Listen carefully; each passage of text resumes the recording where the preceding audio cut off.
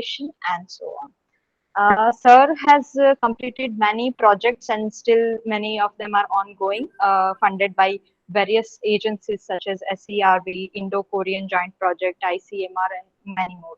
Also, Sir has national as well as international patents to his credit, as well as Sir has received many awards by ICTP and SPIE, as well as he has served as invited professor at various national and international universities as well. So, with this brief introduction, I hand over the session to Dr. Arun Anand, sir. Sir, over to you, sir. Okay. Thank you very much. Uh, so basically, I think you already had a session on MATLAB, right? Yes, Yes, sir. sir. Yes. So what was that about?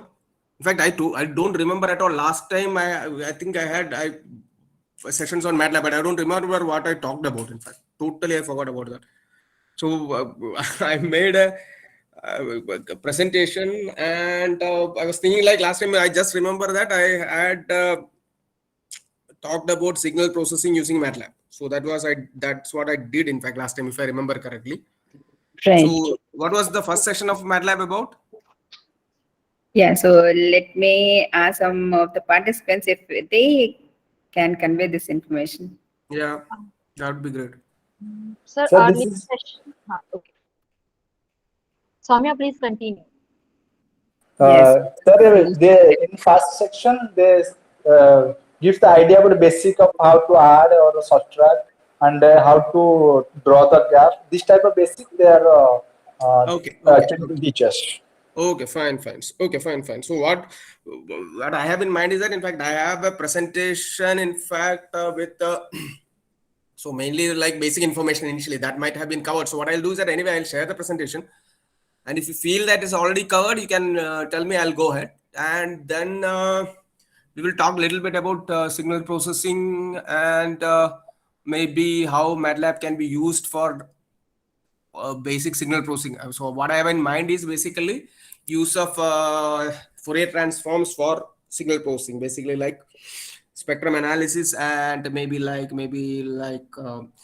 at the end, if time permits, we can have a little bit like short-term Fourier transforms and Gabor filtering, and how it will help in what you can say time-resolved spectrum analysis. Of course, there are other toolboxes in MATLAB like wavelets and fractional Fourier transforms that could be used, but we will talk about the end, maybe like tomorrow. So we will talk about Fourier transforms and short-term Fourier transforms. So that is the basic idea I have in mind. So what I'll do is I'll share my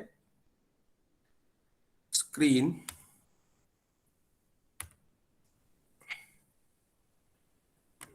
Share. Okay. So let me go to.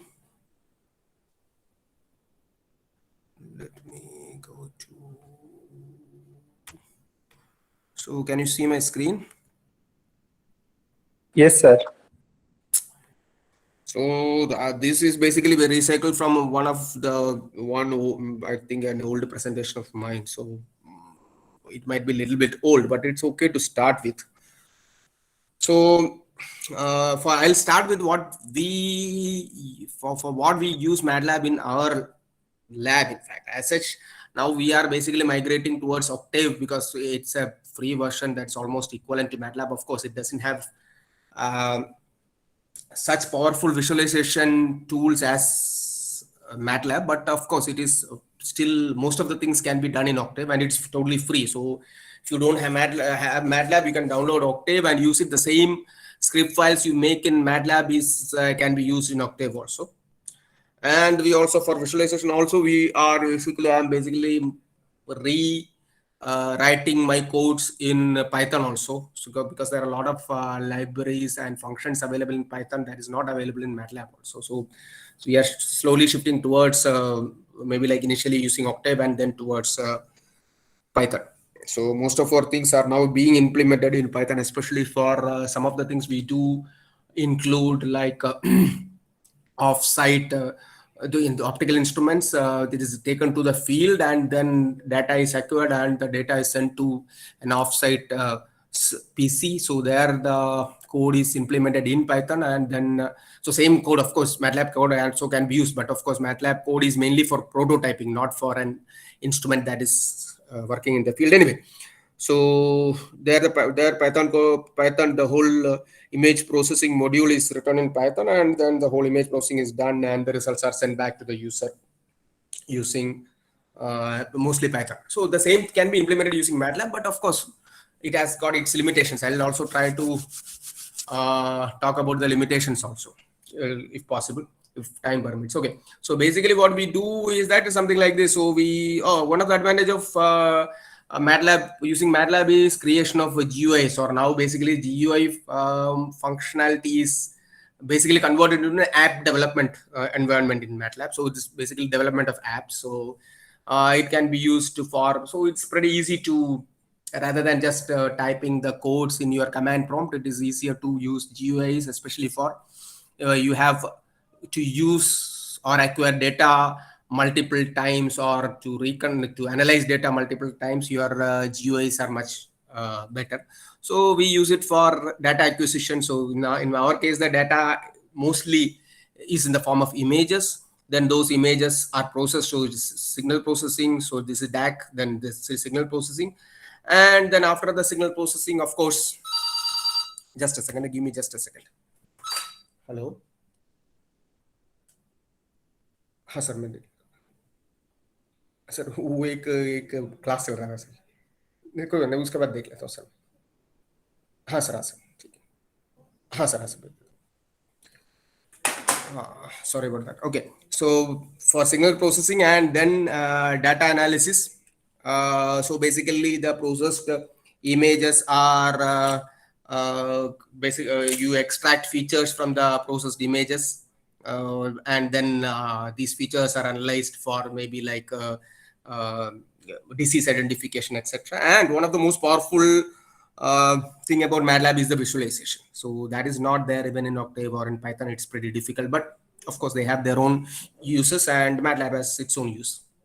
And of course we also use the machine learning toolbox of MATLAB, so to create machine learning models, and we use these models for disease diagnosis. So maybe like this is in the case of malaria, so that is using your microscope and machine learning diagnosis. So you get, so this is the accuracy. So this is basically this is called as a confusion metric. So all these things are done in MATLAB. So from data acquisition to maybe like a decision making using machine learning algorithms or machine learning models is done in MATLAB. So this is one of the things for which we use MATLAB, mainly for image acquisition, image processing, feature extraction, data analysis, visualization, machine learning, and decision making. I'll say, so this is basically decision making. Diagnosis is decision making. So that is where we use MATLAB in our lab. So that is just an introduction about where we use MATLAB for. Okay, anyway, so these things I think it had already been done, right? So can I skip these things? Yes, sir, this introduction was clear. Yeah, fine. So I'll skip about what is MATLAB and all those things, right? So it's an interpreted language. You already know about that thing. Explicit compilation is not required, just like maybe like Fortran or C++ is not required. So it can work with C. It can also work with C, C++, Java, and Fortran. If you have a code and make it an executable file, you can call those codes in MATLAB and run them from MATLAB. So input from MATLAB, output in MATLAB, but the whole process will be in the code that you have generated in C or C++ or Fortran. So that can also be done. That in fact make the codes faster also. Okay, so why we used MATLAB, especially for image processing, is first thing is it's pretty easy to learn. In fact, you might have realized that now. It's very easy to learn. And one of the most important things is the documentation. It has got extensive documentation. So whatever the function you search for example, let's say num to string, that's a function in MATLAB that converts a num to a string, this thing. How it is used, you are given multiple examples, so you don't need a teacher or a teacher to teach you how to work with MATLAB. In fact, if you go through the documentation, most of the things will be clear. So there are codes given there, portions of the codes given here. You can copy that thing and modify that for your purpose. So that is very easy to use compared to other languages. The documentation is exhaustive. Of course, it is used for research and learning, especially for research and teaching, especially for prototyping. For example, our instrument, we prototype in MATLAB. So if I have an optical instrument, I can use it for data acquisition. Of course, for data acquisition, LabVIEW might be better, but of course, you can use it in MATLAB also for data acquisition. And at the end, it has got excellent visualization capabilities that I have shown you. Okay, but the shortcomings. So I'll just, one of the things I have written example I'm doing, it is slow for some of the processes, especially when it is compared to your compiled programs. For example, Fourier transforms, computing the Fourier transform of the input signal, maybe a 2D Fourier transform, for example, that is in an image.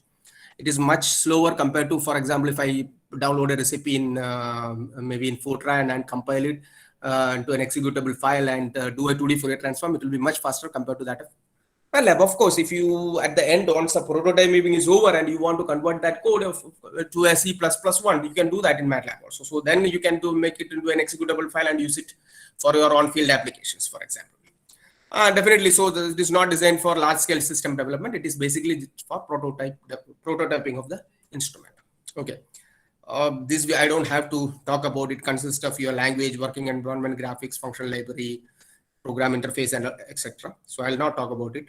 The latest version you already know, 2021B, second version. So it's every 6 months. So first half is A version year, and that version will be A. Second half is that year number and B. So that will be the version. So now let us, basic MATLAB environment was introduced to you guys, right?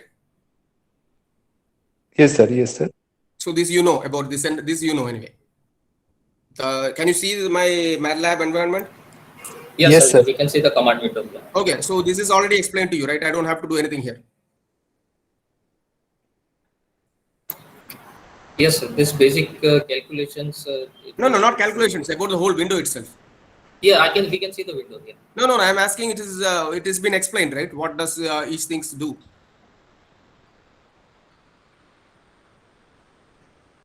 Yes or no?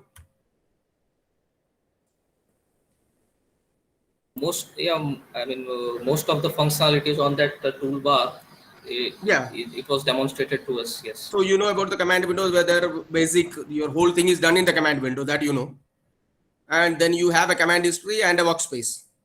So you know about the workspace, right? Yes, sir. Yeah. Okay. So your variables are presently working variables are stored in the workspace, so you can basically access those variables later on also. The command history is basically your history of all the commands you are being inputting. Okay, so that you already know. So let's not go into that. So let me. Okay, so defining the variables you already know, right?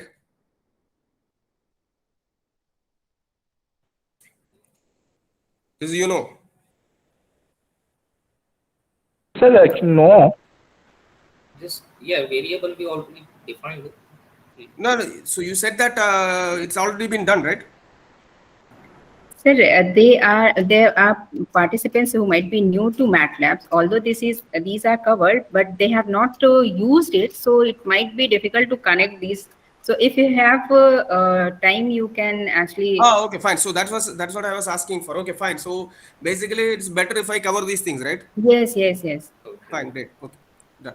Okay, fine. So the first thing is that, so you know about the MATLAB environment, so I don't have to explain about that. It's pretty easy to understand also. So, and one more functionality. In fact, I think you have already been explained about the apps that is there in MATLAB, right? Yes. Okay. So, for example, in my case, for example, if I want to have a, let's say machine learning model. So you can go to the classification learner, then you input your data, then you basically adjust your parameters and get your best model out, and then you can export that particular model. So exporting that model means the code. and then use it later on. So that's the model. So generating a model is pretty easy. Same thing in with your neural net also. So in for deep learning also. So you can export the model at the end. So once you have created a model, you can export the model. That's what we do while doing the prototype. I just want to explain that we will not go into that. We will not go into classification learner or the neural net, but I just say that you can do that also. Okay. So let's go back to the basics. So defining the variable. So basically a variable in your case is basically variable basically should start with an alphabet that it's all might already been explained. Should always start with an alphabet. It cannot be a number. So you can start with an alphabet. For example, A is equal to 1. So A is the variable. So you can assign any value, or of course you can assign a string also to this variable. So you can write A is equal to single quotes, let's say that MSU. So that's a string. So that's the variable. So and for example, if I can basically multiply that with a scalar. So MSU when multiplied with 2 get 218, 230, 234. You know why it's so? So now multiply MSU with 2 or just MSU with 1. I'll just multiply it with 1. So I'm getting 109, 115 and 117. How is that possible?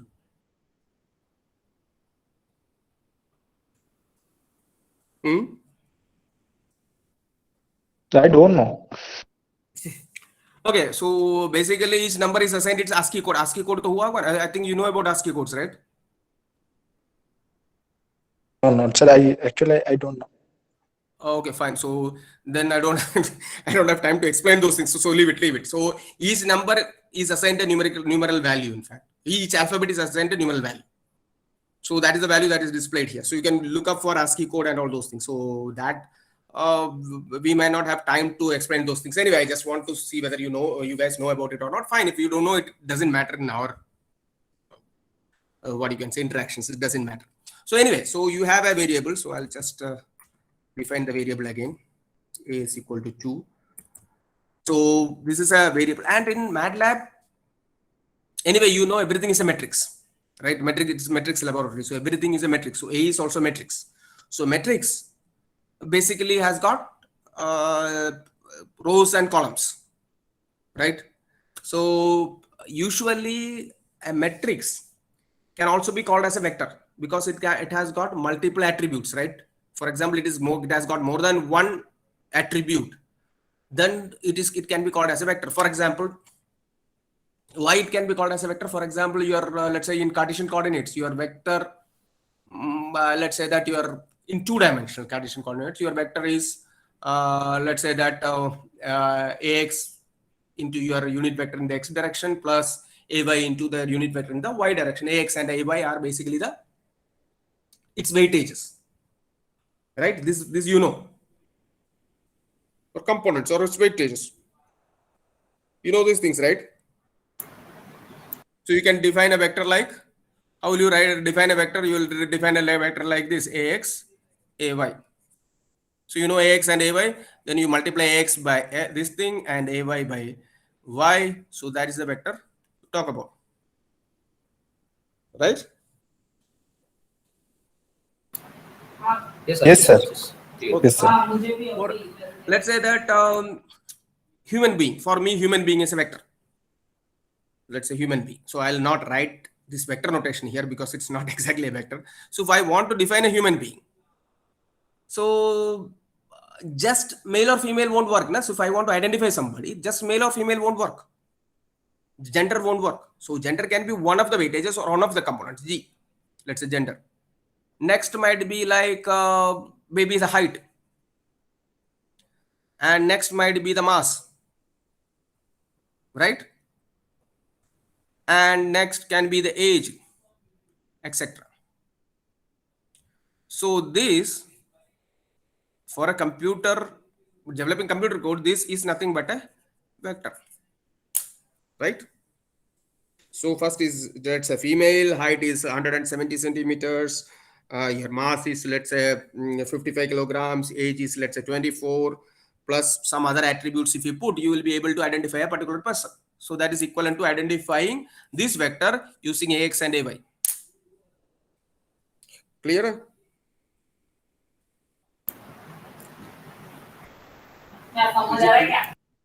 Is it clear? जो analogy था. Yes, clear. Yeah. So in processing, when you process any signal, so signal may not any signal having multiple attributes, it's equivalent to processing a matrix or a vector in MATLAB. Not in just in MATLAB, any programming language. I hope I am clear. Okay. So in the case of MATLAB also, so this is a vector. So this A is a vector. The only thing is that A is a vector. So now I want to find how many rows and how many columns are there in the matrix A. So for that you will be using your inbuilt function, that is size of A. So that is one row, one column. So if a vector has got only one row and one column, that means it has got only one component, so it becomes a scalar. So for in this case, your A is a scalar, or vector with only one component, that's a scalar. Clear? Yes, sir, that's right. Yeah. I'm just defining these things. Of course, you can visualize in other ways also. So anyway, just I want to introduce the function size. So size, was it introduced to you, size? Was the inbuilt function size introduced to you? Yes, actually, yes. Okay, good, great, no issue. So, so basically what happens is that, let's define a matrix. So what I'll do is that M1, I usually when I use something like this, I use alphanumeric in defining most of the matrices. It need not be the same with everybody. I use these things. It's easy for me. So I can define a matrix that's a 1, 4, 7 and 3, 5, 2. So this is basically a 2 by 3 matrix, right? So if you go for the size of this matrix, size of M1 is 2 by 3. So the first number represents the number of rows, the second number represents the number of columns. Okay. Now the advantage with MATLAB is that using an index, you can directly access that particular, using the index, that particular, the number or whatever stored, it could be a string also, stored in that particular index. For example, I could have, in fact, for M1, I could have used something like this also. Let's say A, E, C. Otherwise, I have to use cell these things. So I can even use strings for this thing. So yes, either it's linear because one is string, the other is number. That's why it is not there. But of course, you can. So it has now it is 2 by 3 character array. We see here it's 2 by 3 character. Now it is converted to a character array, not a number array. Anyway, so I'll again define M1. Here it is. So what I can do is that to access a particular value stored in the array or in the matrix or in the vector, you just need to know the index. For example, I have to access 5, so it is basically second row and second column. So that will give me 5. What I can do is that I can replace that thing. M1 of 2 by 2 is equal to, I can replace it with 0, for example. So it is basically now changed to 0.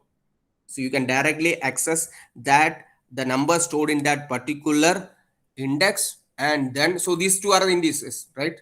So the first one is basically your row number, second is your column number. Or I can also see what are the numbers stored in the first column. So one number stored in the first column, what you do is that M1, then colon means all the rows you need, and 1 basically represents the column number. So it will give you 1, 1 and 3. Is this clear? Yes, sir. Yes. Got it. So was these things covered in your first MATLAB session?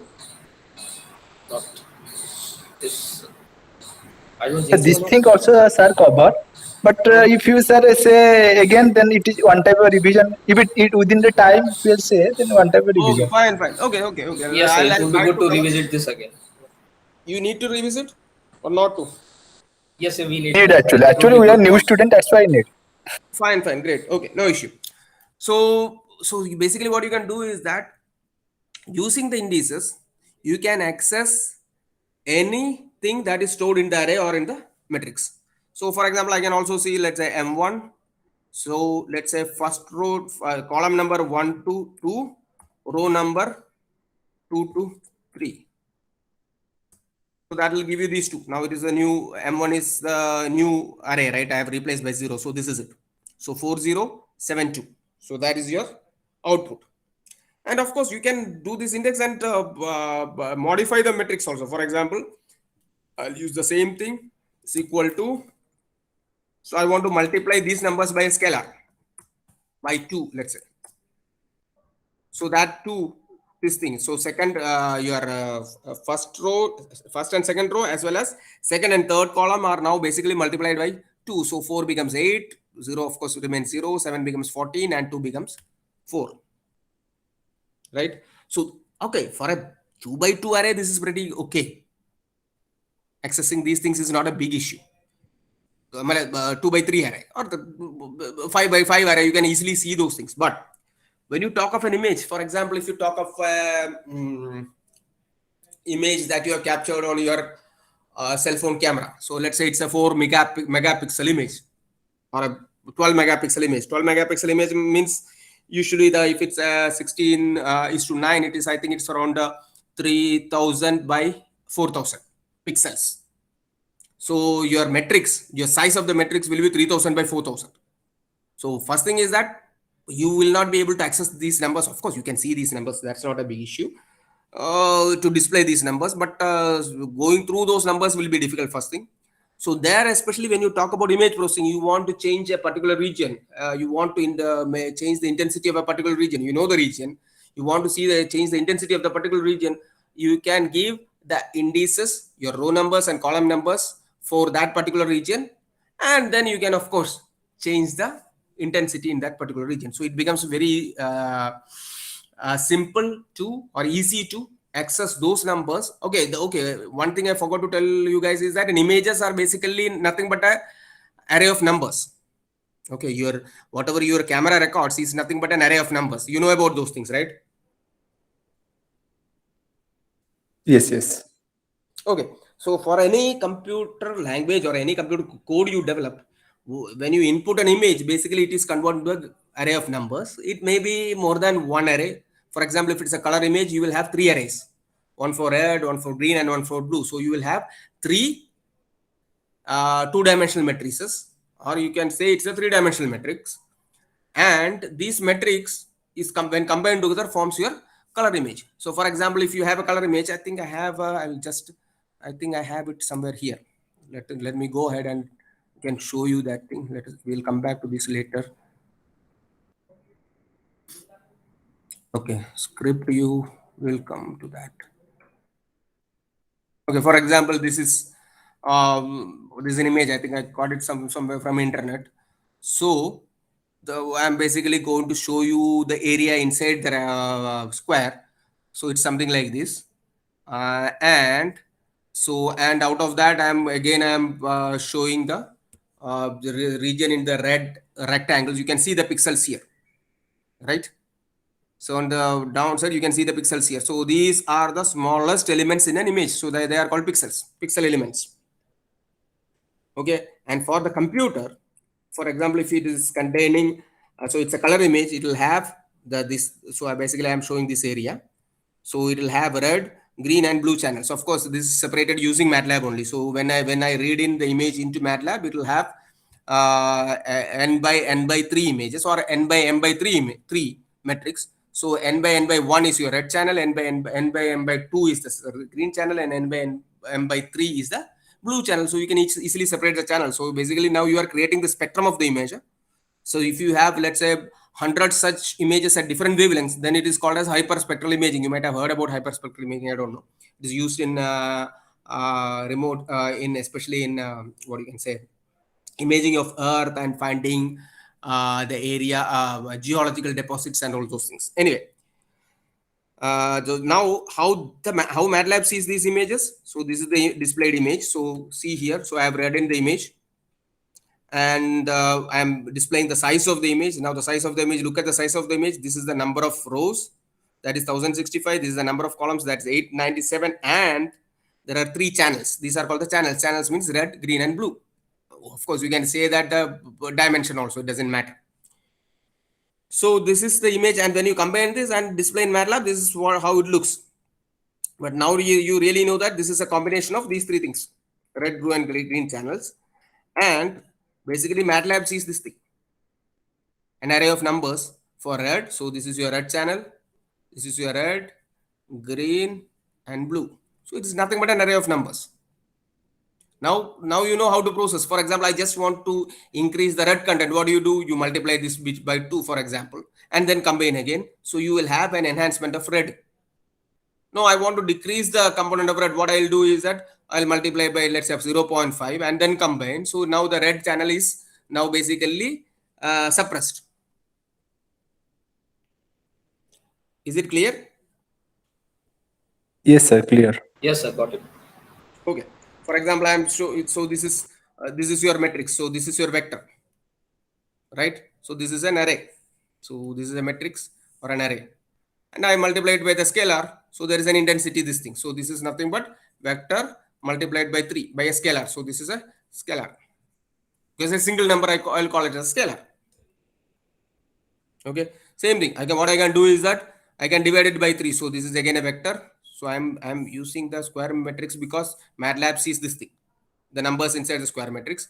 Then this is nothing but vector divided by 3.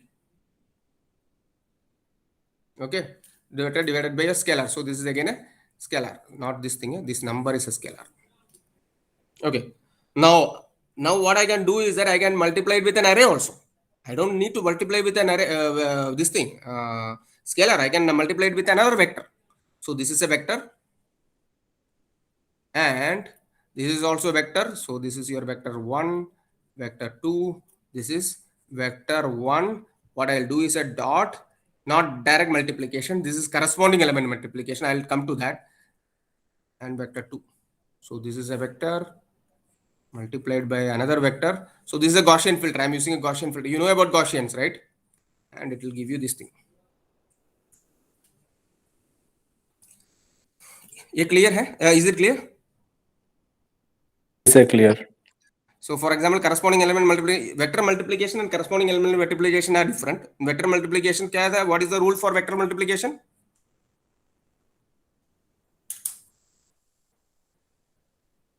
Or your matrix multiplication, what is the rule for matrix multiplication? Row, first element row, and second first element, if you take A, the row, and second matrix column, both are same. Yeah. So your first element, or you can say it's better, the first element, your first vector column and the second vector row should be same.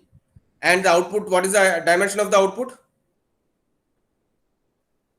Suppose you have if you have a 3 by 2 matrix multiplied by a 2 by 3 matrix, what is the output size? By 2, then second? You have a 3 by 2. Let me write Yes. it down. 3 by 2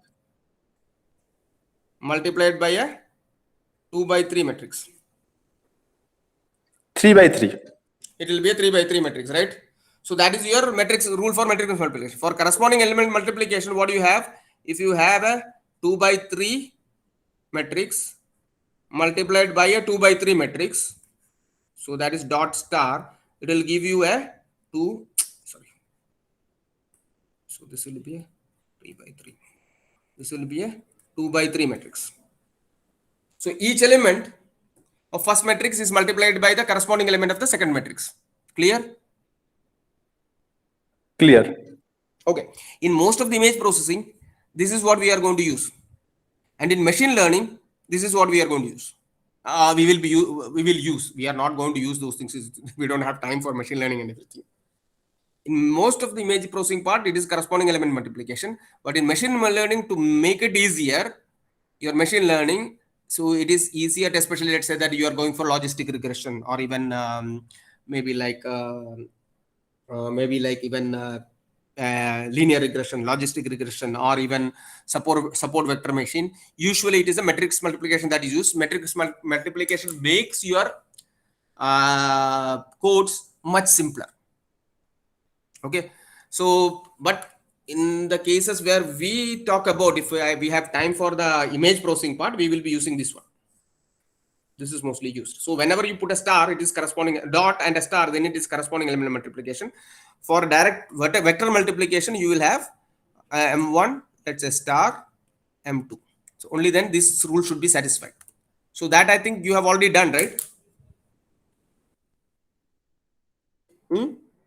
No, sir. Okay, let's see. 1, 2, 3, 4. If you if you make a size is greater and make a bold, then it is easily visible. Oh, it's okay. Sorry. Preferences. Where is the preferences? Setting. Okay, preferences. I didn't know that. Sorry. Fonts. No. Fonts. Fonts. Here are fonts. 14. Clear? Sir, clear. Okay. So your M1. So size of M1 is 2 by 3. Size of M2 is 3 by 2. Then M1 star M2 is 2 by 2. Correct? तो मिलना चाहिए था. You have to get it. So here the matrix multiplication is possible, na? 2 by 3 multiplied by 3 by 2. So 3 matches. So 2 output आया. So 2 by 2. Clear? Clear. Now let us do one thing. Let's take M1 dot star M2. So it says that matrix dimension doesn't agree. Of course, it doesn't agree because this is a 2 by 3 matrix and it is a 3 by 2 matrix. Right? So there are no corresponding elements. So you write M1 and M2. So here you have 2 rows. Here you have 3 rows. So the elements doesn't match up. So your corresponding element multiplication is not possible. So let's create another matrix M3 is equal to, let's say, 7, 8.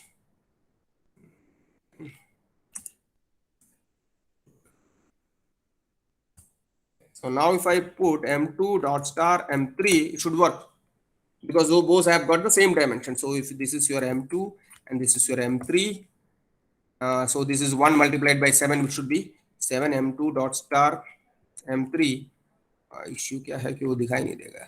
चलो, let me bring it up a little bit. Okay.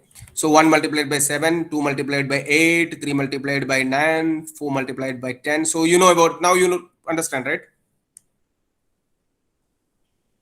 Yes, sir. Same thing, you put a dot and a forward slash, then it will be division by the corresponding element. I'm not talking about metric division because metric division needs computing the inverse of the matrix, right? When you divide for the corresponding division of the corresponding elements, you just put dot. So I can have M2 dot slash M3. So each element is divided by the corresponding element. In fact, that will be easier. M3 dot by M2.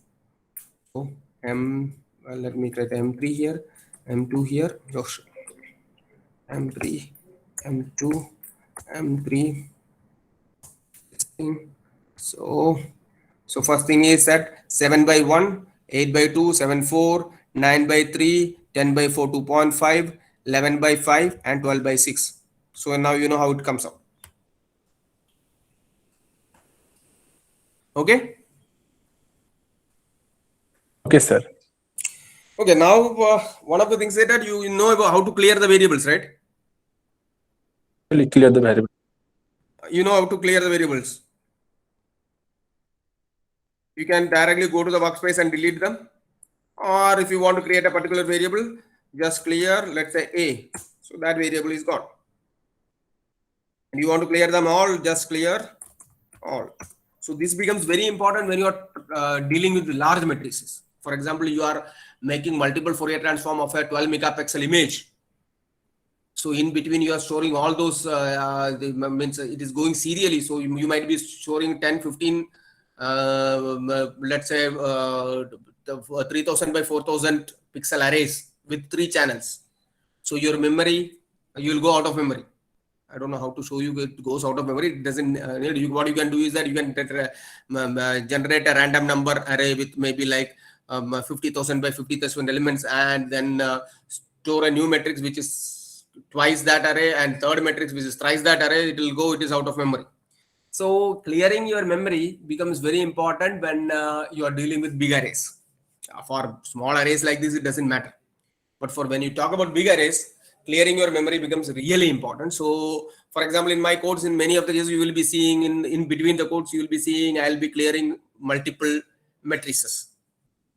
Otherwise, your system will go out of memory. So it is basically stored in your RAM. Your whatever you are computing is directly stored in the RAM. So it will go out of memory.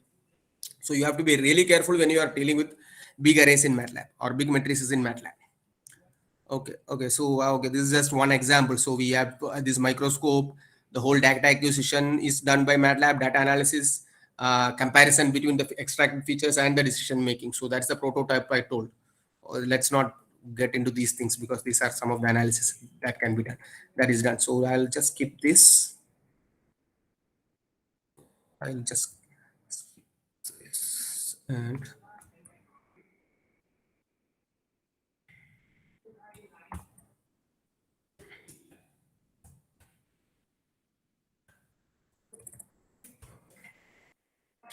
okay, now let us go back. Okay, so you know about the arrays, the size of the array, and there is one more thing called the length of the array. So you know about the length of the array? I don't have to talk about addition and subtraction of the matrices. That's, you already understand about those things. So length of the array? That is, yes, sir. Some teachers, but I know, but most of people know or not. I don't know actually. Yeah, fine. No issue. So the length of the array basically gives you the dimension, the longest dimension of the array. For example, let's say your M2 size of your M3 is M3. Okay, I have cleared M3. Okay, your size of your M3 is 3 by 2. So the 3 rows and 2 columns. Now your length of your M3 is the highest dimension, that is 3. So that will become useful when you are doing with this length and size are very useful when you are dealing with large arrays. The size and you don't know the size of the array. So you want to process, maybe you have to run it through a loop and you don't know the number of columns and number of rows. You go for the size and you have to run it along the highest, the array of the highest dimension. So then you can use the length option. Okay, so length, okay, fine, that is fine. The plotting, it's already done, right? Plotting already done actually. Okay, fine. So what I'll do is that I'll just skip it and, or else, okay. Now, are you guys aware about the script editor in MATLAB?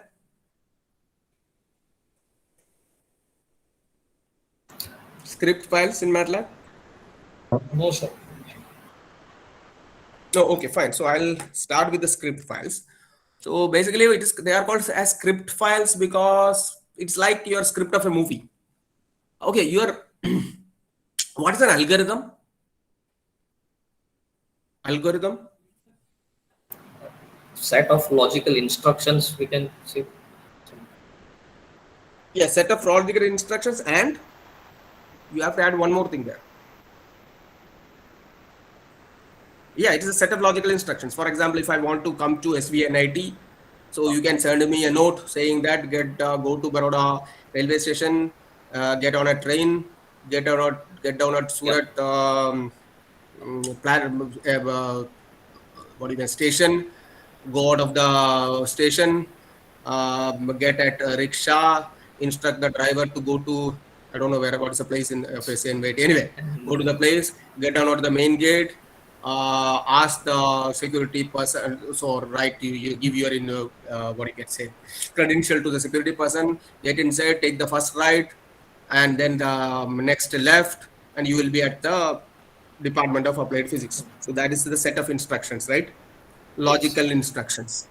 Now, if I say that first number is get down at Surat railway station, ask the security, give your credentials to security person, take the first left, take the second, the first right, take the second left, you have reached your destination, then go to the Baroda railway station. Will that work? No. This will, okay. So the sequence of the instructions is also important, not just the instructions, right? Yes, sir. So Yes, that's your algorithm. Of course, it has got set of logical instructions, not in your coding language or anything, and it is also arranged in a particular sequence. Of course, if the sequence is missed, it won't work. yes. Okay, so that is your algorithm. Okay, now the thing is that you have a set of algorithms, a set of instructions, and you have to code it, in fact. So what you can do is that, let's say that, okay, let me start with this thing. Let me try to copy it. I don't know whether I'll be able to copy it or not. Okay, so for example, I can put it. Okay, so I'll get this output, right? So what I did is that I have basically initially created a variable t. So that variable t is basically containing numbers from 0 to 10 pi with pi by 50 interval. So you know about this first line, you know, right? What is it? Yes or no? Yeah, the range and the interval. Yeah. So this, whenever you of course you can define a matrix or a vector, especially for a sequence of numbers, pretty easily. So what you do is that t is equal to 0. This is the starting point. Then you can put your end point, that is 10 pi, but it doesn't know what is the step size. So if you put it like this, your step size will be default, that is 1. But I want to have more number of steps in between. So I'll say that in between you have to put the step size. Okay. Or else there is another easier way. T is equal to linearly spaced numbers, right? Lin space. I think this might also be introduced to you. Linearly spaced numbers from 0 to 10 star pi. Let's say I want 100 steps in between. So I'll say 100. I'll just remove this thing. What I'll do is that I'll put 0, 0 and 5, and I want 10 numbers between this thing. Clear? So it is a linearly spaced array. So the difference between two numbers will be same. That is why it is called linearly spaced. So this is how you create a vector. Especially it is useful when you are, let's say you want to create something, let's say time variation. Okay, you know about Euler's theorem, right?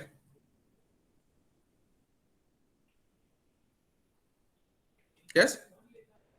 Yes, sir. So what does it say?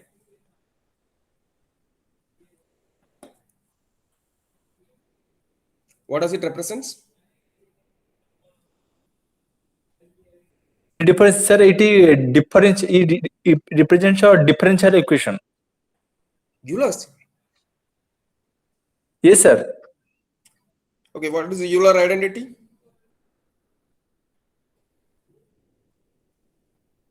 Don't know. What is e raised to I theta? E raised to I theta cos theta plus I sin theta. Okay. Let's say that theta is equal to omega t. Okay. Then what does e raised to I omega t represents? Cos omega t plus I sin omega t. Fine. So what is the geometrical representation of e raised to I omega t?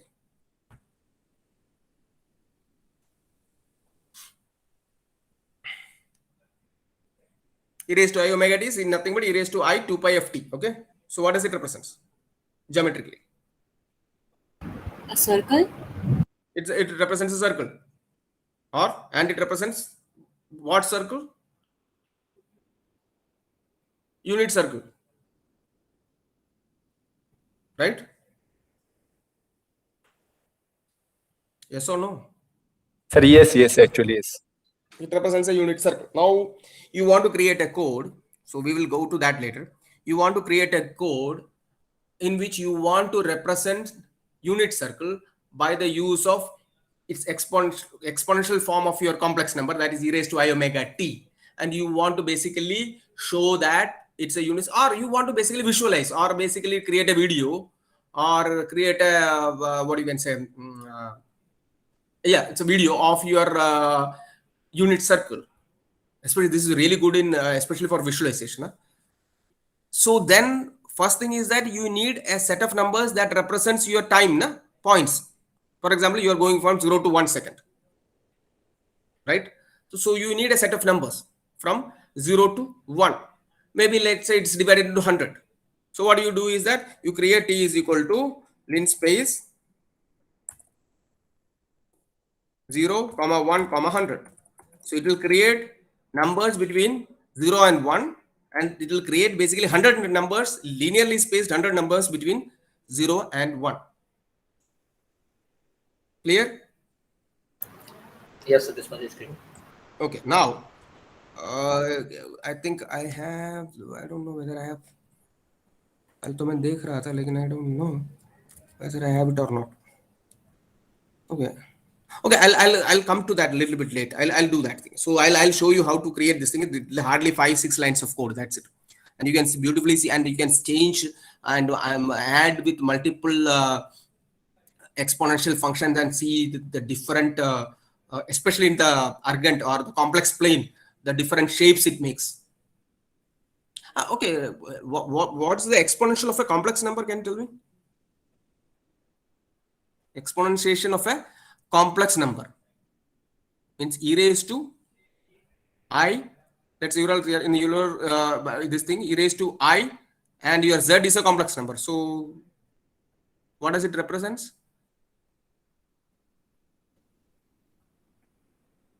Again. What I'm saying is that e raised to I z, and that z is a complex number. Usually z is a real number, na? In the e raised to I theta is a real number. But I want to replace that theta by a complex number. It's a z. So now what do you have? E raised to I x plus iy. Yes, sir. What does it represent? How can you what you can visualize from that equation? Basic thing is that any equation can be visualized. Means you should have a plot or a surface or a basically a dynamics that could be visualized, right? Any equation can be visualized. So for example, I said that e raised to I 2 pi of t is basically a point that is rotating. Means that is basically tracing out a circle and its radius is 1. Similarly, what does your e raised to I z, where z is a complex number, represents? Here is z is your argand, but in place of theta, you can put z. That's why you take an argand. Yeah, fine. Instead of theta, I am putting z, and z is a complex number. So what you can visualize? Let it be there. We will see about it. We'll try to plot that also. Let it be there. Okay. Anyway, so this is okay, fine. So what I did is that, so you know how the linear space function and everything. So let me just again put t is equal to linear space. It is 0 to 10 pi 100 numbers. So that is here, and then what I am doing is that I am basically plotting the things, right? So I can copy here, or I can just put it in my command prompt. So you will get your plot. This is your plot, right? So these set of instructions, of course, these set of instructions are logical as well as are sequential. And the sequential set of instructions basically give you a plot between your time and your sine of that time. This is it. Y is equal to sine of that time. And then I am basically plotting between t and y. And there is a grid I am operating, and I am giving a title to the plot and the label for the x-axis and label for the y-axis. Clear? Eh? Yes, sir. So you are getting this thing. Okay, yes, sorry. Yes. Oh, let me come back to this one. So I'll try to put it side by side.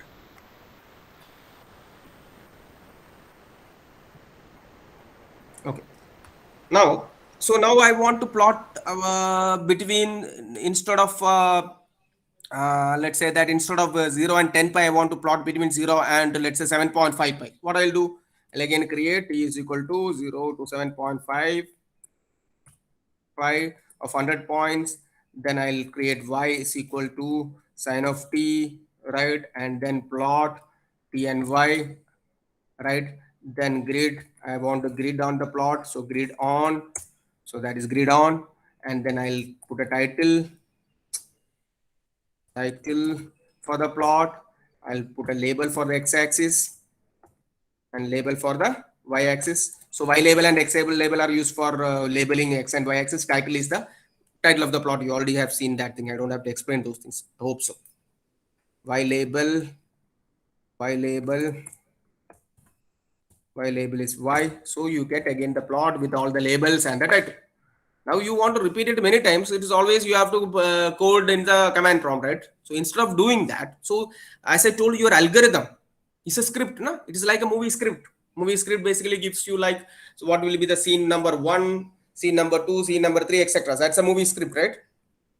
Or a story, script of a story. So the first chapter will be the initial scene, and then the interaction between the characters. Second will be the conflict between the characters. Third will be the maybe just a second. मैं call करता हूँ बाद में वो class ले रहा हूँ. Okay, the third chapter will be how they reconcile after the conflict, and the fourth chapter will be maybe the conclusion. So you cannot put conclusion first, and let's say conflict, reconciliation of the conflict second, the conflict third, and introduction for that cannot be done, right? So you have a script. The story follows a script. Your movie follows a script. Same thing is that this whole thing, this sequence of commands, is your script for constructing this plot. Clear? Yes, sir. Yes, sir. Okay. Now, doing this again and again and again on the command prompt is difficult. So there is a script updater in MATLAB. So what you do is that type in edit here in MATLAB command prompt, press enter. That will take you to the script editor. So an editor is written here. Can you see? Yes, sir. Yes, we can see. Okay. And there is an untitled 3 here also. So that is a file name. So you, of course, after you put in everything, you can save it. Whatever name you want. So what I'll do is that instead of typing in the whole thing again, I can directly copy and paste it there. Control C, Control V. Okay, this is done.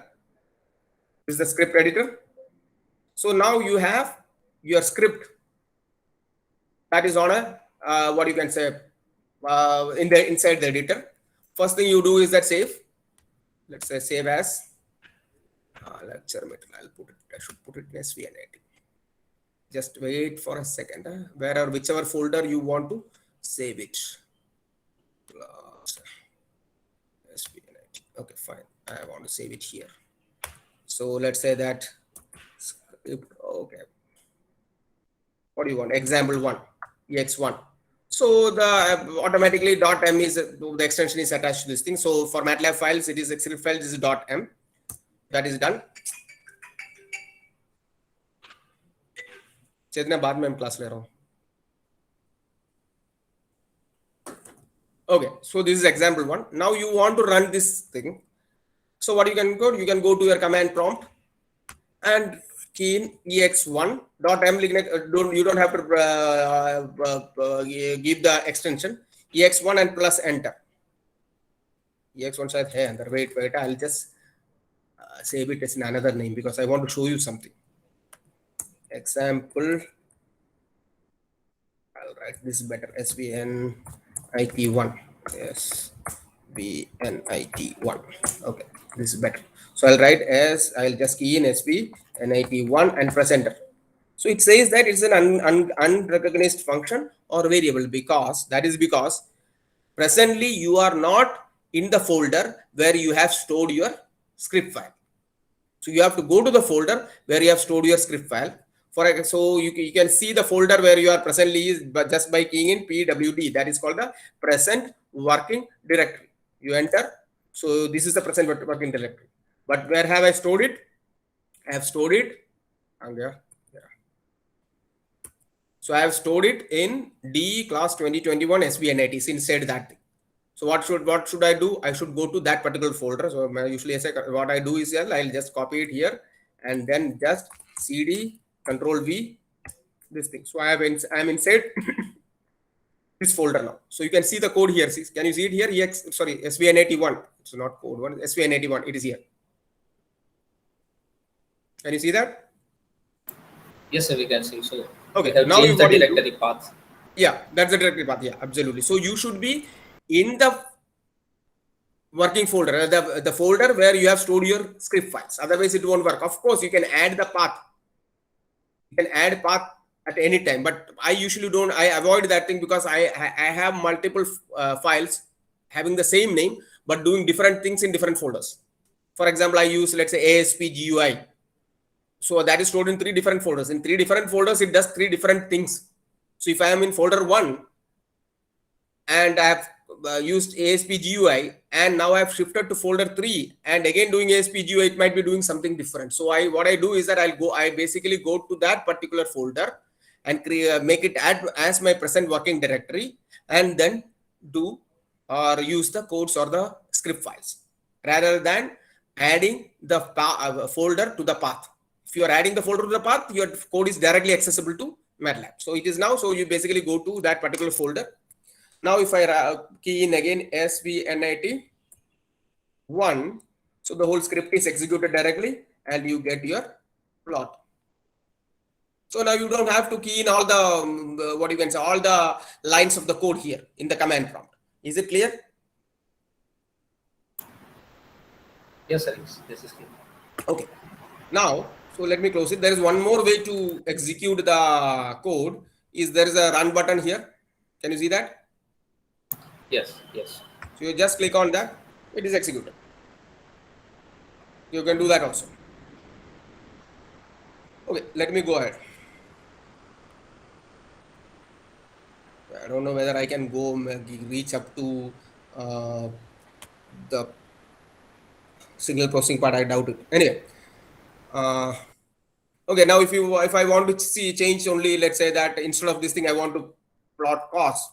I just need to change it here, cost, and this is cosine. Right. So it will be the cosine of the variation of the cosine or the cosine function of t. So you don't have to write all the what you can say, your lines or your code from the first line to the 7th one. So it's pretty easy to use your script files. Of course, script files are not so, you will not be able to, you will not realize its importance till you are writing a code of 100 or maybe like 200, 500 lines. Some of the codes we use maybe go up to 500, 600 lines. Of course, those codes initially, in fact, when I started maybe in 1997, 98 for image processing, I was using C. And there was a book on image processing using C that was available in our library at that time. So I wanted to read in an image and maybe initially and process it with another metrics. So the whole reading the image, just reading the image, I had to write a code of almost like 1550 or 1600 lines. So in MATLAB, that is a single line. Even in MATLAB, I started working with MATLAB 4 at that time, if I remember, MATLAB 4 or 5, I think 4. So even in MATLAB 4, I just have to write a single line to read in the image. So once you read in the image in C, then you have to convert it into an array. You have to remove the header and footer of the image from that. And then you have to get your array to the core of your code. Then you have to multiply it with the metrics you want to be multiplied, and then restore, and then add the header and footer to that output array, and then you have to display it. So for in the case of MATLAB, that is basically like 3 to 4 line code. The whole maybe like 1600 code for reading and everything, maybe like 2600 lines of code basically can be executed in 4 or 5 lines in MATLAB. So that's the advantage. Of course, if I use imread command of MATLAB, basically if you open imread.m, you will see, of course, a lot of lines of code, but that's a single function I can use, inbuilt function I can use to read in the image. So my advice, especially when you use MATLAB, is as far as possible, use inbuilt functions. Example, let me show you an example.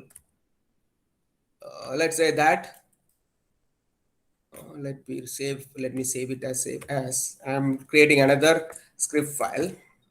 So you have an array here.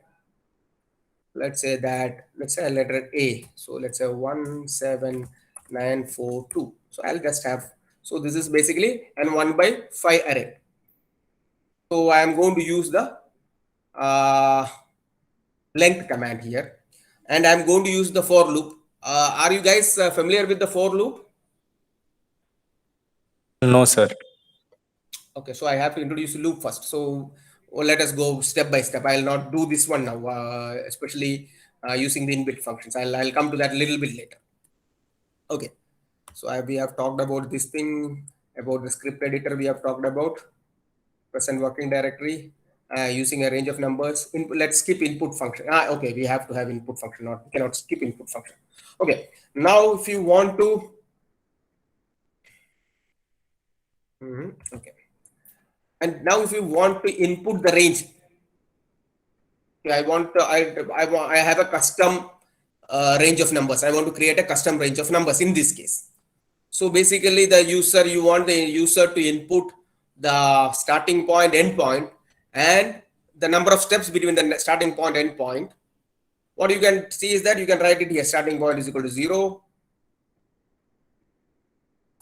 End point is equal to let's say 7.5 pi. Total number of points, let's say capital N is equal to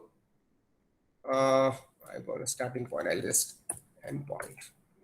Number of points is equal to, let's say, 100. And what you can do is that here, instead of this thing, you can write SP endpoint and number of points. So it will give you. So let us execute that thing. So if it will do that thing, it will give you the same plot back. Only thing is that instead of SP, 0 is called here. Instead of VP, 7.5 pi is called here, and instead of NP, 100 is called here. So it will be, so your T line is nothing but, T is nothing but linear space 0 to 7.5 with 100 points. Clear?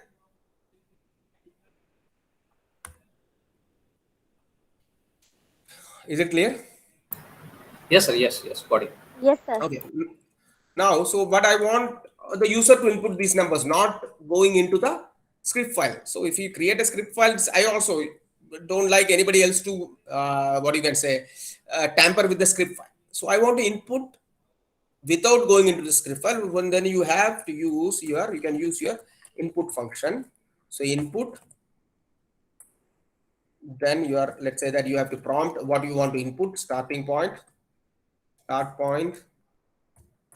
So that is basically your in quotes. So that is basically I'll show you what happens there, and then your EP is equal to input end point or end value, whatever it is, and NP is equal to input steps. Okay, so whenever it encounters an input, MATLAB encounters an input, let's say X is equal to input. I'm not giving anything here, just bracket. So see, happened. Okay, sorry.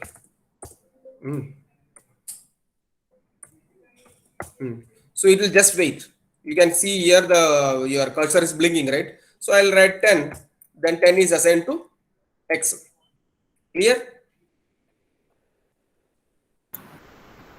Yes, sir. Yes. But the issue is that the cursor is blinking, the user doesn't know what to do. So basically what you do is that input, you just prompt the user, input a number.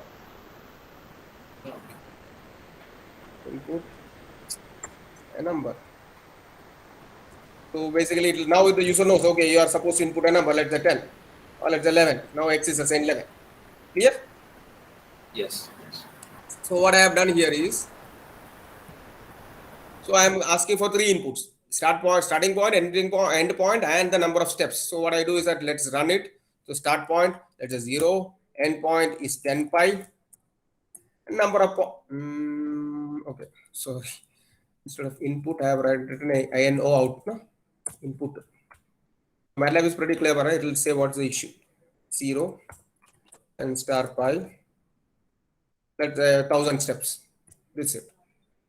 Then rest of the things are done. So basically the user is inputting the values through command prompt. Instead of going into the script and inputting the numbers, it is basically done through the command prompt. I like this thing. This is fine because my code is not tampered with.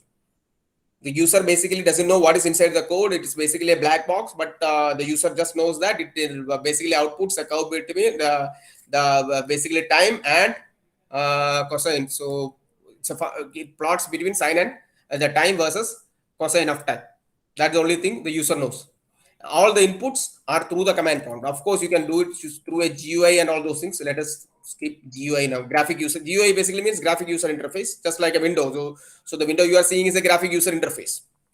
So let us not go into graphic user interface anyway. So the user can input the values through the command prompt, right? So I hope this is clear. Okay, the input can be a string also, right? To input a string, for example, if you want to continue or not. So only thing is that after this thing, you just key in S in single quotes. So this basically means that this basically your ask is expecting a string. Okay, now let us come to your for loop. So I think you might have some experience about loops, right? Yes. So there are basically two types of loops. For loop, while loop. Only for loop and while loop, right? Yes. Yes. So for loop executes for a prescribed number of times. Let's say that for k is equal to 1 to 2, and the whole thing I have written here, it will execute for it will be executed for 2 times, right? Yes, Whereas a yes, while loop basically will be executed till a particular condition is satisfied or not satisfied, whatever it is. So the number of times a while loop executes depends upon the condition. Whereas the number of times a for loop will be executed is fixed. Clear? Yes, sir. yes. Okay, so for example, the for loop, it's pretty simple. For example, let's write for a for loop. Let's say for. So the syntax is something like this: for k is equal to 1 to 5, 1 colon 5. Then let's say display DASP is display k, and it also always end with an end. The for loop should end in MATLAB. In Python, you don't have to end your for loop. Right? It is done. You don't have to write end there, and you run. That's it. So it displayed 1, 2, 3, 4, and 5. Correct? Now, in the case of for loop, what you can have a step size also. Let's say 1 to 5, but you are skipping 1. So 1, then next one will be 1 plus 2, that is 3. Third one will be 3 plus 2, 5. And then display k and clear? Is it clear? Yes, sir. So this thing, the second one, number, basically is the number of number that is to be added to the first one. For the next, एक second, just a second. आधार अभी भी मैं उसमें हूँ यार, बोल. WSRC, हाँ. क्यों चाहिए उनको क्यों चाहिए वो पूछना पहले. और दूसरा तुझे क्यों पूछ रहा है, बोलना. It should come through registrar. WSR से डायरेक्ट मत दे उनको बोलो कि क्यों चाहिए और पूछना. और आपको एक रिक्वेस्ट, तुझे कैसे फोन किया उन्होंने? नहीं, उनको बोलो एक ऑफिशियल आने दे यार, ऐसा मत दे. रजिस्ट्रार के पास आने दे अभी, किस काम के लिए क्या पता. ठीक है. Okay, so that is your for loop. Clear? I hope this is clear, right?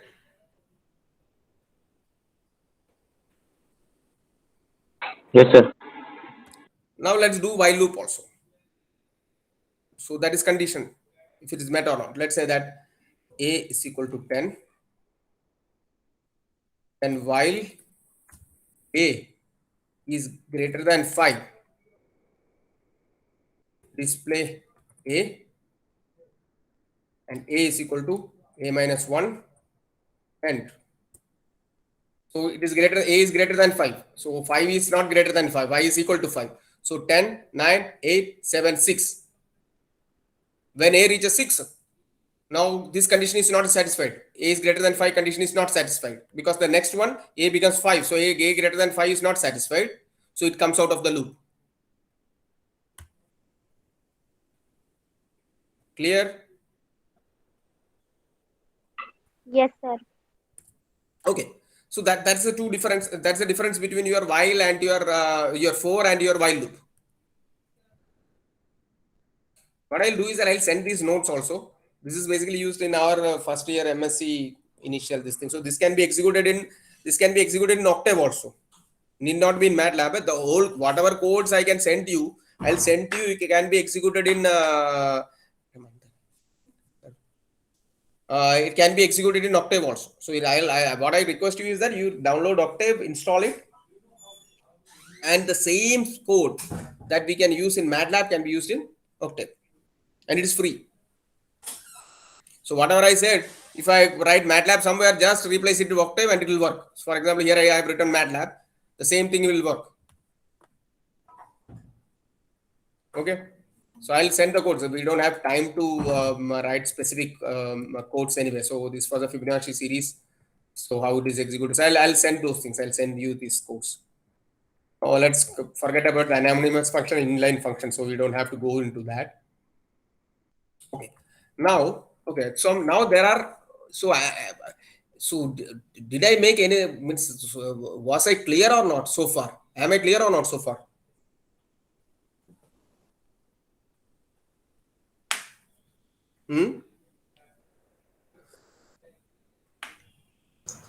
It's a very difficult question, Arun. No, but the thing is that if I am not making myself clear, then there is no point in going ahead, right? Yes, actually, it's after lunch lecture. So anyway, people are participating. It's good. No, that's a different thing, yeah. But they should say that whether I have made anything means whatever I have said is. I'm listening. It's a very very good. तू ये क्या बोल रहा है? बोल रहा है कि मैं क्लियर था कि नहीं था? तुझे क्या लगता है? Yes, it's very clear. Okay. No, sir. Till now, everything is absolutely fine. Okay. Okay. At least two or three of them are interacting. That's good. Yes. And Arun, we are reaching to 4. So. Nah, I'll take 5-10 more minutes because I started at maybe like 3:40. Yes. So. Tomorrow morning, because I think the number is also very less, 33. So they are around 50. Oh. So good. So we can, So कुछ नया start करना है. So tomorrow morning is. नहीं नया तो कल ही करूँगा. Tomorrow, yeah. I'll start something new tomorrow. The signal processing part I'll do tomorrow. Yes. I'll just wind it up with maybe like a few. Yeah. Like take your time, no problem. Yes. Inbuilt function. So I just want to talk to them about the functions. That's it. Yes. Then I'll wind it up. Yeah. And basically 3 hours to anyway, learning any language cannot be taught. It should be self-taught. Practiced. Yeah. I cannot teach because I think for me also I never learned MATLAB from anybody. So I learned it myself because majburi tha. Yes. You need something to do. Yeah. So you have to learn yourself. So that's my advice to others also. In fact, you have to learn yourself. Unless and until you practice, you can't learn. Yes. Anyway. So okay, what I'll do is let me show. Is it here? It is here. Okay. So I told you, right? Your Euler thing. So I can clear all these things out. In fact, it's not needed. So what I'll do is that save as SVNIT, right? SVNIT unit circle. Okay, so what I am doing here, see here. Okay, close all and clear all. Basically, close all basically closes all the figures. Clears all the variables from your workspace. Then I am creating a variable t. So that is from 0 to 1 second with 50 time steps. Okay. Then I am going from the variable k. It goes from 1 to length of t in steps of 1. So I don't have to give a step here. Of course, I can specify the step here. 1 colon 1 colon 1 colon. This thing. So that is equivalent to you are going in steps of 1. See here. Now what I am doing is that I am outputting. Let's do one thing. Let's not have this thing here.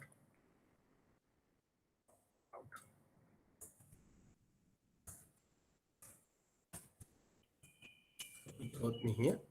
For you guys, it's not needed. Okay. Okay. So what I'm doing is that I am for each time step, I am calculating exponential of 2 pi f. F is 1 here. So I can write 1 star. F is 1 here. 2 pi f I. 2 pi f I. I should take I to the first one. I 2 pi f t. I 2 pi f into t at that particular time point, and I am storing that variable into a variable. I am showing this output into a variable that is out for each time step, and for each step, one step is completed, I am plotting it. Clear? So it is basically a 10-line code. Did you get the lines of the what does these lines represent? Yes, actually, sir. Yes or no? Yes, sir, actually. Okay. So I is your so basically I represents imaginary numbers in MATLAB. So for example, so that is a variable, that variable you should never use. So for example, if I put I and enter, it gives you 1 multiplied by I. So this represents your imaginary square root of -1. Okay. For example, pi represents your pi. So that is an inbuilt. So if you put pi is equal to 10, so now you are storing 10 in pi. Now your pi star 2 is 20, not 6.28. So it is better not to use the variables that's already defined in MATLAB as your variable names. So clear pi. Now if I again type clean pi, it will give you 3.146 and 2 star pi will be 6.2832. Of course, it goes on and on. Clear? So there are some inbuilt variables in MATLAB, like I hai, variable to nahi bolna chahiye, constants they are. I hai, pi hai, so exponential hai, sine. Never assign any value to these. Never use them as your variables. So I can write sine is equal to 10. Now if I put t is equal to, let's say 0 to 0, pi by 50, and 2, let's say 2 star pi. And if I put sine of t, it will show an error, because now you are storing 10 to sine. So now your sine, now the sine is a variable that is defined by you, not defined by MATLAB. So never use the MATLAB inbuilt functions as your variable name. Clear? I can clear sine, and then now if I put, I'll get the values. Is it clear? Sir, yes, sir. Okay. Now, so let me go back to this point. So exponential is an inbuilt function here. Now let us run this and see. Let me close this one.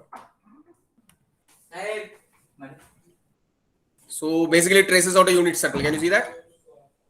Let me make it a little bit slow. So let me go up to, let's say, 500 points. So it will be slightly slower.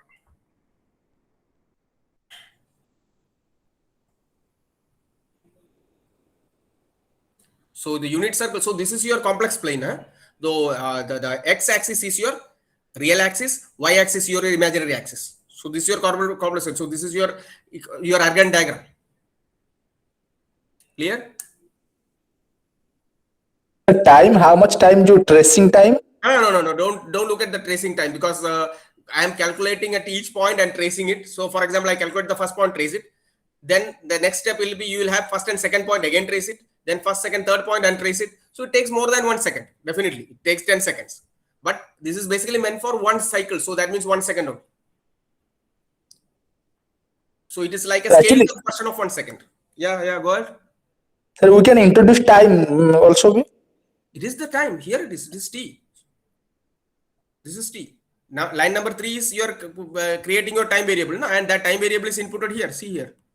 For each time point, I am calculating exponential of I 2 pi ft and storing it to output.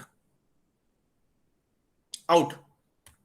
And then I am plotting between real and imaginary parts. So this is the x-axis is the real part of the out, and imaginary, and y-axis is the imaginary part of out. So real of a complex number. So I can define a complex number here. For example, z is equal to 3 plus 2 star I. Yeah, I star 2 doesn't matter. It's the same thing. I star 2. Now what I can do, I can take real of z. It will give me 3, and imaginary of z. Imaginary of z will give me 2. Of course, the real part and imaginary part both are real. Only when you multiply the imaginary part with I, it becomes a complex number, the whole thing. You know that thing. These 3 and 2 both are real numbers. Clear?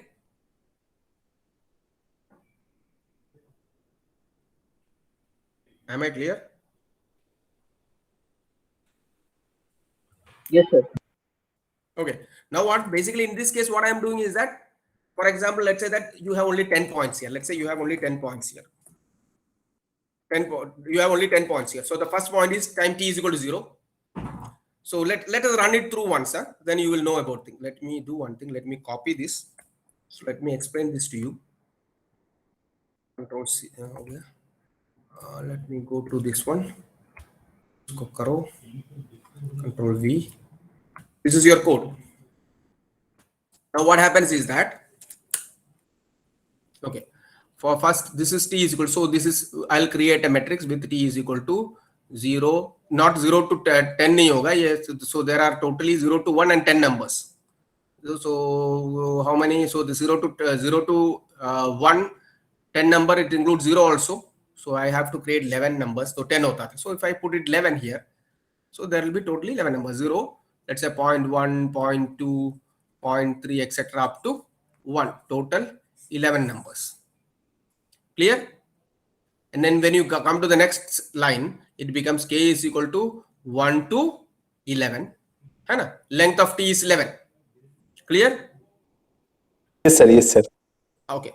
Now, when k is equal to 1, so when you execute for the first time, when it is executed the first time, k is equal to 1, then out of 1 is equal to exponential of e raised to I 2 pi f is 1. So I am not going to write it. 1 jo hai, and t of k. What is t of k? K is 1. So this is k is equal to 1, 2, 3, 4, up to 11. So your t of k, so it's equal to e raised to I 2 pi t of 1 is equal to e raised to I 2 pi into 0 is equal to e raised to I is e raised to 0 is equal to 1. Clear? Yes, sir. Abhi, so this is a complex number with only a real part. And ये तो I 0 है ना इधर. Now your real part, so what I am writing? So you are out of k or out of 1, out 1 is equal to 1 plus I 0. Then what I do? I plot this k, that is real part of out, comma imaginary part of out is equal to real part out of kitna hai? 1. So this is 1 and 0. So it is here 1. This is real axis and this is imaginary axis. Clear hai? So this point is traced now. Second mein kya hoga? K is equal to 2. K is equal to 2 means your t is equal to 0.1. So in the second case, when k is equal to 2, your exponential of e raised to I 2 pi into 0.1. So let's see what is e raised to I 2 pi into 0.1 because I don't know. Exponential of, इधर direct देखो ना, 2 star pi star 0.1 ना. So that is, oh, I कहाँ गया? I तो डालना पड़ेगा ना. I star, small I. So that is 0.8 plus 0.58i. Clear? So you're out of 2. So you're out of 1.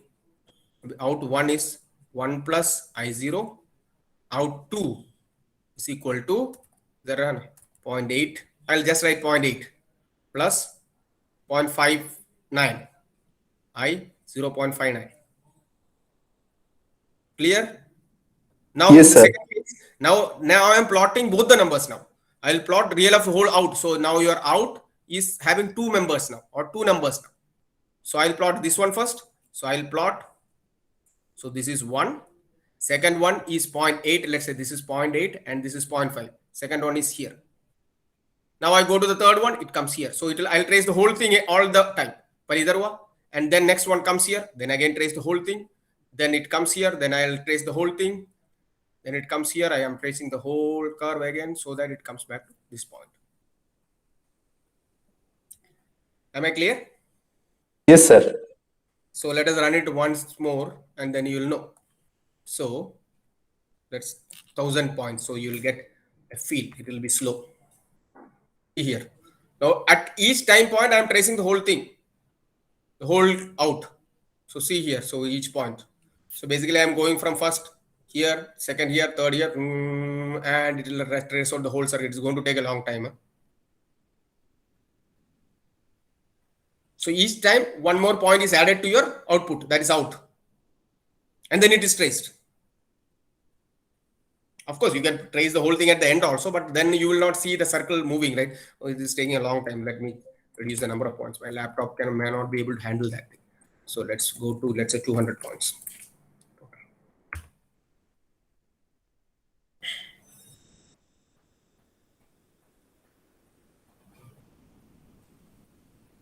Clear? Yes, sir. So now you are basically visualizing your complex plane. What you can do is that, let's add one more exponential here. Let's say Control C, Control V. Let's say 2. Okay. Let's run it. What happened? So there is some error here. So it shows you where the error is. Line 5, column 44. So here it is an issue. So there is some bracket that is not matching. I2 pi f into t. Where is the bracket that's not matching? Okay. Exponential ke liye nahi diya na bracket. Run. Okay, so you can't see the whole thing because I'm fixing my axis here. So let us make it to 10 and 10, 10 and 10. So this is how far your axis will spread. So let's see.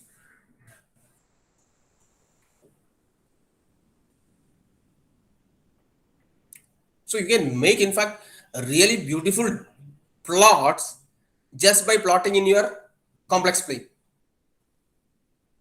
One of the things you can see here is that there are two loops. That two loops comes because of this 2 in the. So it can basically, when this one executes one complete circle, the first part, this completes 2 complete circles, na? Because it is 2 pi ft. So there is 2, f is equal to 2 here. If I add 3 here, it should execute 3 complete circles. When the first one executes 1 complete circle, then 2, 3. You get the basic idea, right? Yes, sir. Yes, sir. So this can be a pretty really good tool. This can be a very good tool for you to learn your complex numbers. What does it represents? How it can be visualized. We will not get time. Otherwise, I'll show you how Fourier transforms can be visualized using this thing. Of course, we'll be talking about Fourier transform, but mainly for signal analysis. Otherwise, we will not get time. Otherwise, I can show you how Fourier transform can be visualized if we plot in your complex plane. If you add, and you can of course add a exponential of, let's say, I star pi by 4. Okay, you can do this thing.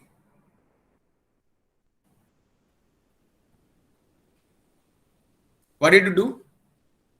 What was it? What is the difference? This and let's say star 0. So it is not taken. See.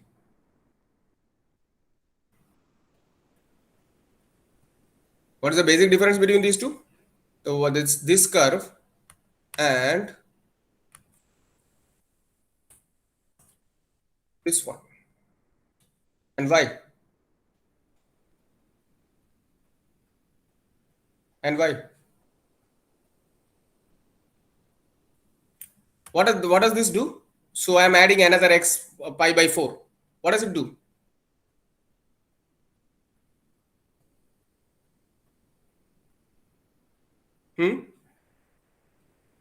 Phase change हो रहा है. Phase change हो रहा है, correct. So it is basically the second one, that is with 3ft has got a phase lead of pi by 4 over this one. So your whole curve is basically slightly rotated and shifted. Rotated basically in this case because we are rotational motion, na? Compared to the initial one. Clear? Yes, clear. So you can visualize these things. It's pretty beautiful to see all these things. So there are a lot of things. Okay, let me just zoom in so you can.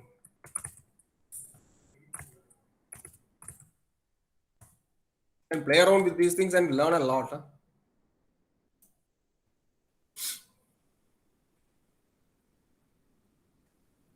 Because we can create different plots. Of course, the thing is that it's not creating about different plots. What does it represent? For example, now you realize that this is basically giving a phase lag or lead, right? Or you can multiply with the scalar. So for example, what I can do is that this has got an amplitude of, let's say, 5. This won't be seen here because that will go out of the system because it has got an amplitude of 5, right? So I'm basically seeing this thing here. Let's say it has got an amplitude of 2. And I'll plot from -10 to +10. -10 to